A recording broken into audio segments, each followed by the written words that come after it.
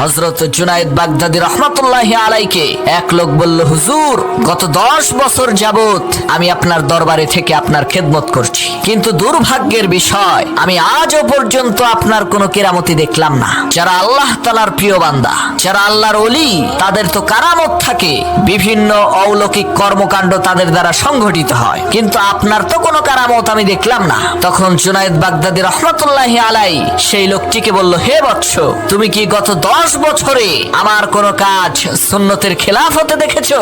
সেই লোক বলল, না, তা তো দেখি নাই। তখন জুনায়েদ বাগদাদী রাহমাতুল্লাহি আলাই বললেন, এর চাইতে বড় কারামত আর কি দেখতে চাও, যে একজন লোক 10 বছরের মধ্যে একটা কাজও নবীজির সুন্নতের পরিপন্থী করেনি। সুবহানাল্লাহ, কত বড় আল্লাহর ওলি, 10 বছরে একটা সুন্নত তার বাদ যায়নি। আহারে, আর আমরা প্রতিনিয়ত প্রত্যেক দিন নবীজির শত শত সুন্নতকে জবাই করছি। আল্লাহ আমাদেরকে ক্ষমা করুন।